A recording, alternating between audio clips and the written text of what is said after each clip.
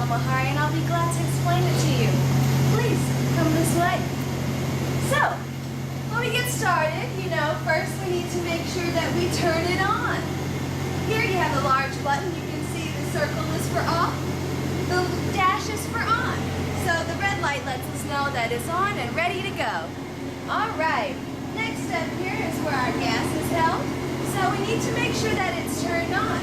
We have two little yellow valves here. As you can see, you just make sure that it's parallel to the pipe. You know that it's on. And we want to maintain the pressure at about 100 psi. As you can see, the gas will start to flow through these copper tubings. We'll reach right to the instrument that we're interested in. Here you can see this is where the magnet is held, because as we know, NMR stands for nuclear magnetic resonance. All right. So here you have the spectrometer. This is the brain of the system. This is what does all the computing. Okay. And it is attached here to the computer, which has a software that interprets that data for us.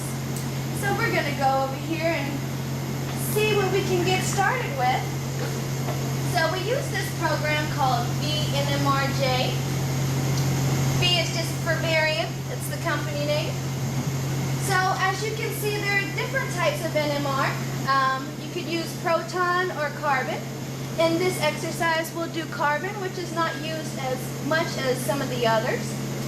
One of the principles of NMR is that the nuclei has to have an odd number of mass in order for it to be NMR active. So we use carbon-13. So we'll select which one. Again, we selected carbon. Then from there, we'll go to the Start tab. And you have 3 different solvents. And your solvents are, so now what we need to do is insert our sample. So of course, safety first.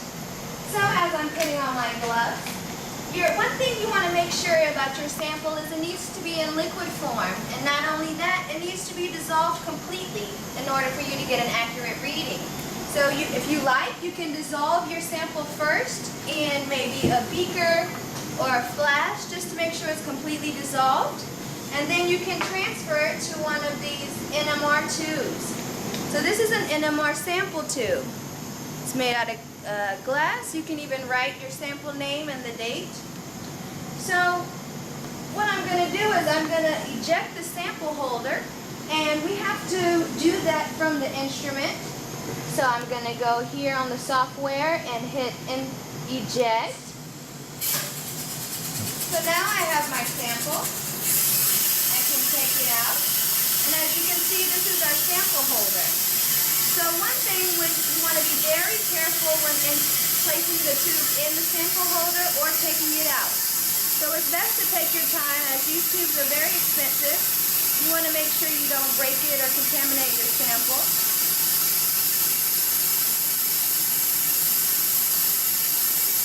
Alright. So when entering the sample, you do it the same way. Carefully and slowly place it in the tube. Now one thing is we want to make sure that the sample is far enough to be in the magnetic field. So we use this apparatus, which once the glass touches the bottom, we know it's in far enough. We don't want it to be not far or too far. So I can use this to give me the right length. So we know now it's ready. Carefully take it out of here. Place it back into the space. Then we go back to the instrument and insert it. Alright, now we have successfully loaded our sample. We have already diluted in the solvent, entered it into the instrument, and now we're ready to start our analysis. So from here you have several different tabs. You want to start with the Start tab, and the first one will be on Standard. So the first thing you want to do is make sure you put in your name for the sample. I just put in my name to keep it simple. The next thing you want to do is label it. The lot number, I'll just give it 1 to keep it simple. And then the most important part at this stage is you want to pick your solvent. We have 3 different choices. We have DMSO, deuterated chloroform, or deuterated water. For this experiment, we're just going to use the deuterated chloroform. Gives us a cleaner spectrum. So after that, we want to click Find Z0. And for everything you click, you want to make sure it shows up on the screen. And Z0 is going to find the correct level. We want to make sure it's above 40. So we'll just take a second as the instrument adjusts itself.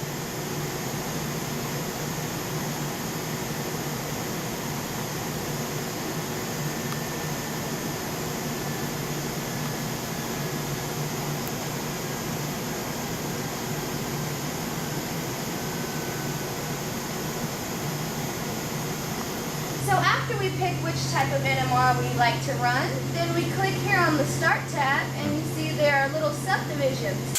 The next thing we want to do is we want to find our Z0, which is going to be here. You want to click Find Z0.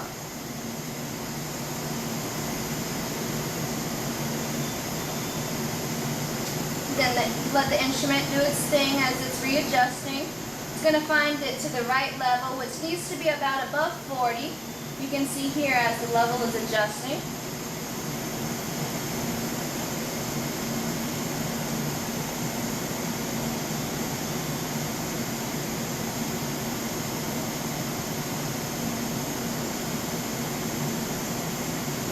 Right, once you reach that, then you'll go to the next step, which is to hit the lock. And from there, you want to hit lock scan.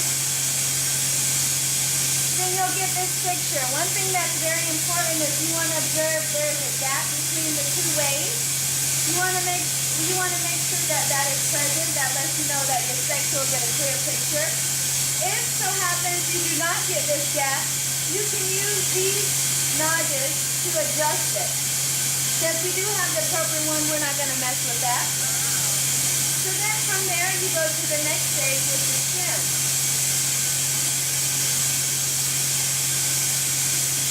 And shimming is just making sure that your magnetic field of your sample and the magnetic field of the instrument itself are parallel, so it can give you an accurate reading.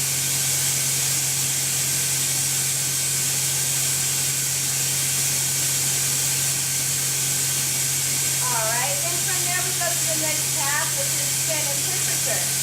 This allows you to choose the temperature you want to run your sample on, and also how many spins you would like to do, or the speed of the spin itself. So we're all set here, so we go to the next tab, which is acquire. So after we go to acquire, we want to you have the ability to check your spectral width. You see the change the width of the energy gap. You have different things here you can check just to make sure that the frequency, your timing, and you can also choose the number of scans. The more scans you choose, the better your average, the better your spectra comes out. So once all that is set,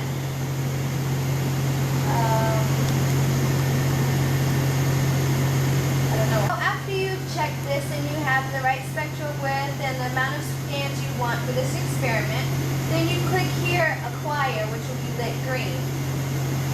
And you want to make sure again that it shows up on your screen so that you know